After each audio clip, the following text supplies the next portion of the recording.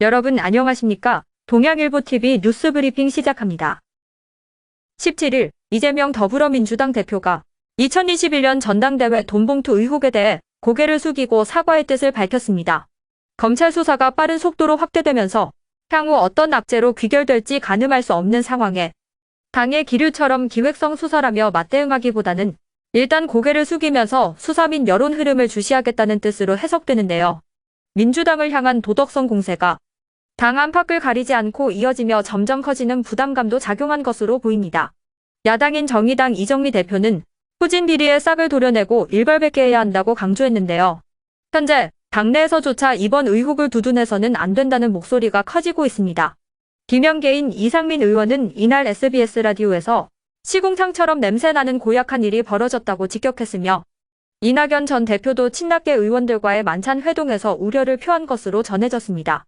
주목되는 부분은 이 대표가 송영길 전 대표에 대해 조기 귀국을 요청한 점인데요.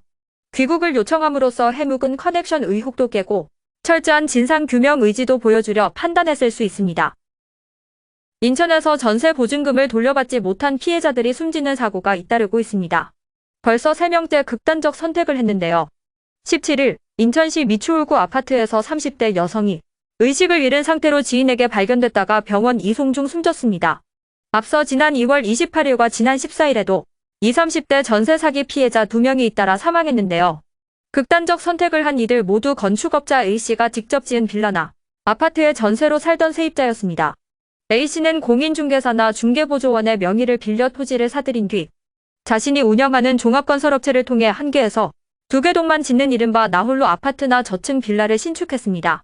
보증금과 주택담보대출금을 모아 또 공동주택을 신축하는 식으로 그가 늘린 아파트, 빌라, 오피스텔은 2,700채에 달하는데요. 공인중개사들도 월급 200만에서 500만 원, 실적에 따라 성과급을 A씨로부터 받고 범행에 가담했습니다. 현재 구속 상태인 A씨는 공인중개사 등 공범 9명과 함께 사기와 공인중개사법 위반 등 혐의로 기소돼 현재 재판을 받고 있는데요. 국민의힘 유승민 전 의원은 전세 사기 피해자들이 간절히 원하는 경매 중단과 우선 매수권 보장에 대해 정부는 최선의 해결책을 찾아야 한다고 밝혔습니다. 또 이날 국토교통부는 전세 사기 피해 지원을 위한 긴급회의를 열었는데요.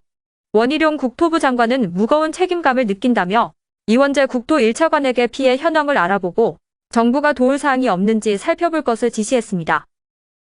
17일 추경호 부총리 겸 기획재정부 장관이 국회 기획재정위원회 전체회의에 출석해 올해 세수 전망을 보수적으로 잡았는데도 작년 말과 올해 1분기에 부동산 경기, 주식시장이 빠르게 위축돼 관련 세수들이 예상보다 덜 거치고 있다면서 세수 상황이 좋지 않으니 여기에 맞춰서 살아야 한다고 밝혔습니다. 또 현 상황에서 추가 경정 예산안 편성 계획이 있냐는 질문에 추 부총리는 전혀 없다고 말했는데요. 이어 증세 검토에 대해 묻자 추 부총리는 세수 부족 상황이 올해 일부 있더라도 이게 구조적이냐, 증세로 가야 할 것이냐에 문제가 있다며 재정지출 효율화를 먼저 살피고 증세는 제일 나중에 검토할 것이라고 강조했습니다. 올해 1, 2월 국세 수입은 54조 2천억 원으로 1년 전보다 15조 7천억 원이 줄었는데요. 정부가 올해 국세 수입이 총 400조 5천억 원이 들어올 것으로 전제하고 예산을 짰다는 점을 고려하면 3월 이후 연말까지 지난해와 똑같이 세금이 거친다고 해도 올해 세수는 세입 예산보다 20조 3천억 원 모자라게 됩니다. 옛 대통령 별장이었던 청남대 본관 숙소가 20년 만에 민간에 개방됐습니다. 그동안 관람만 가능했던 본관 1층 귀빈용 객실 5곳을 시범 개방하기로 한 것인데요. 5월부터 유료 예약제로 누구나 이용할 수 있습니다.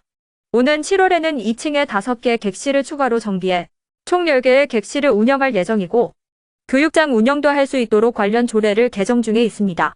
또 사업비 180억 원을 투입해 내년 5월에 나라사랑 리더십 교육문화원도 문을 열게 되는데 지하 1층, 지상 3층 규모로 건립되는 문화원에서는 세미나실과 강의실, 영상실, 생활관 등이 들어서게 됩니다. 김영환 충북지사는 이번 개방은 레이크파크 르네상스의 서막을 알리는 첫 단추라며 청남대를 숙박과 힐링체험, 역사교육 등이 가능한 복합 문화단지로 만들겠다고 강조했습니다. 키아누 리브스 주연 할리우드 액션 영화 존윅 4편이 지난 주말 사흘 동안 관객 49만 8천여 명을 모으며 개봉 첫 주말 박스오피스 1위를 차지했습니다. 4년 만에 돌아온 네 번째 존윅은 체드 스타일스키 감독이 다시 메가폰을 잡았으며 변자단과 빌 스카스가드 등이 합류했는데요. 이번 작품의 러닝타임은 전작보다 40분가량 길어졌지만 보다 탄탄해진 이야기가 영화를 받쳐주면서 전편보다 한층 높은 완성도를 보여줍니다. 액션도 더욱 화려해졌는데요. 시리즈 전편을 연출해온 체드 스타일스키 감독은 새로운 도구와 촬영 기법을 활용해 지루할 틈 없는 액션 시퀀스를 선보입니다. 지난 24일 북미에서 먼저 개봉한 존윅 4편은 전편을 능가했다는 호평을 받으며 시리즈 사상 최고 흥행 기록을 경신하고 있습니다. 지금까지 동양일보TV 뉴스 브리핑이었습니다.